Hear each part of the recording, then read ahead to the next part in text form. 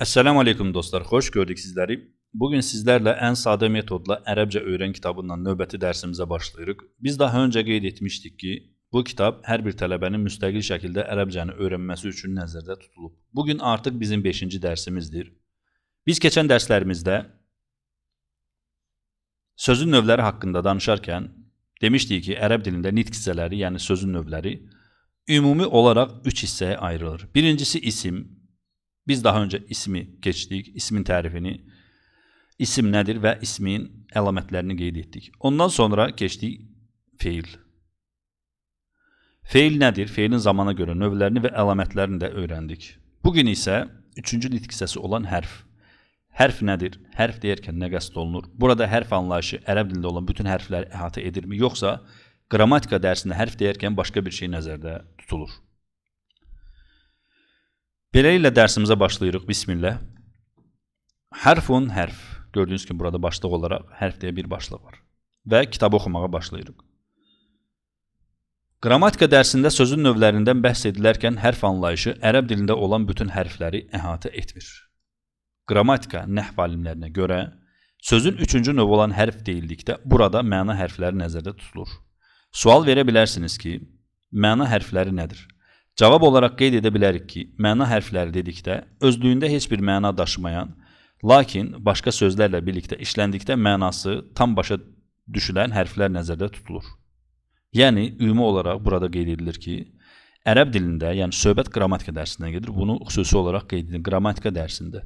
Məsələn, sizdən soruşsalar, ərəb dilində neçə hərf var? Deyə bilərsiniz ki, 28 hərf. Lakin, qrammatika, nəhv dərslərində ümumi olaraq hərf anlayışı bu 28 hərfi əhatə edirmi? Xeyr. Yəni, burada xüsusi hərflər var ki, söhbət o hərflərdən gedir. Məna hərfləri. Bəs məna hərfləri nə deməkdir? Məna hərfləri nə deməkdir? İndi onu öyrənmiş olacaq. Məsələn, min. Bu hərfi ismin əlamətləri dərsində keçmişdik və demişdik ki, bu hərf hərf-cər olaraq isimlərin əlamətlərindən biridir.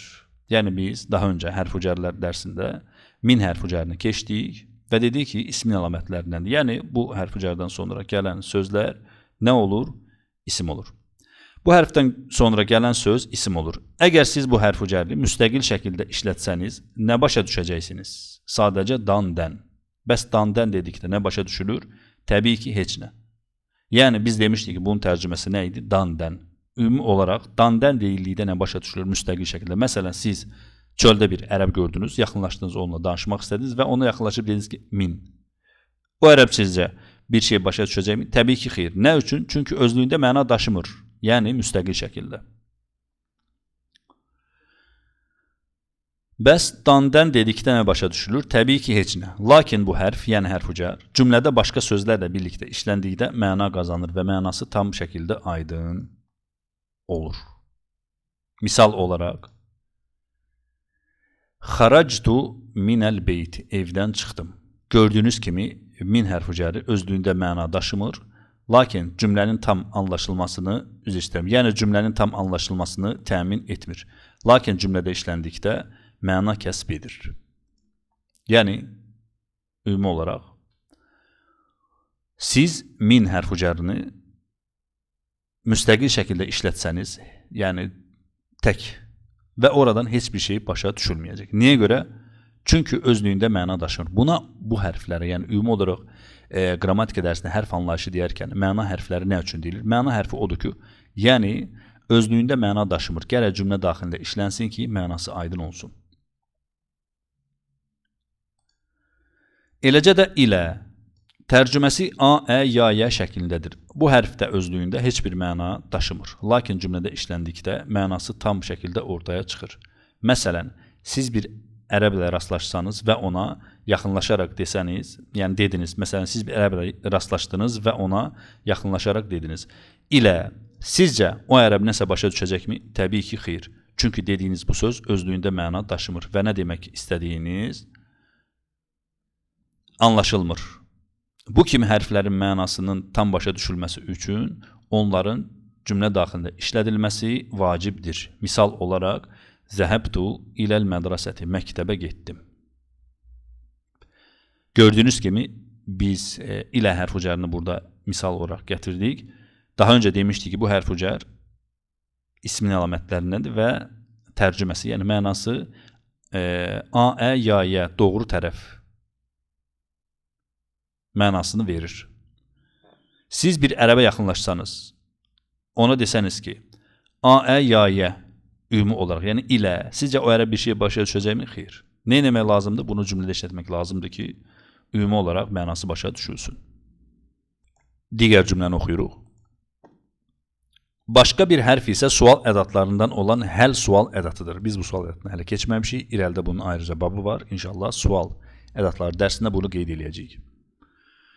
Bu ədat sual cümləsi qurmaq üçün istifadə olunur və tərcümədə mi, mu mənasını verir. Özlüyündə heç bir məna daşımır, lakin cümlədə işləndikdə mənası tam şəkildə aydın olur. Misal olaraq, həl əntə talibun, sən tələbəsənmi?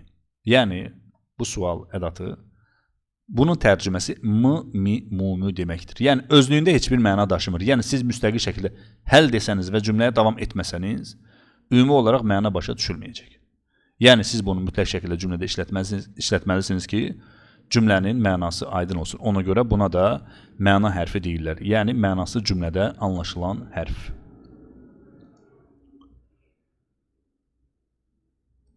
Daha bir misal kimi, yuxarıda feilin əlamətləri dərsində keçdiyimiz sin və səvfə hərflərini göstərə bilərik.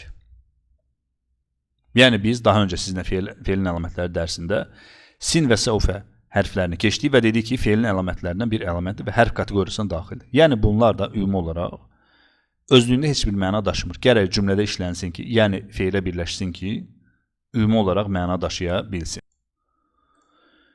Gördüyünüz kimi, bu cür misalları qeyd etdik ki, qrammatika dərsində sözün üçüncü növü olan hərf deyildikdə hansı hərflərin nəzərdə tutulduğunu daha yaxşı anlayasınız. Qeyd, məna hərflərinin sayı çoxdur. İrəlidəki dərslərdə onların hamısını izah edəcəyik. Yəni, ümumi olaraq dərsin xülasəsi, dərs çox bəsitdir və qısa şəkildə də izah edilib.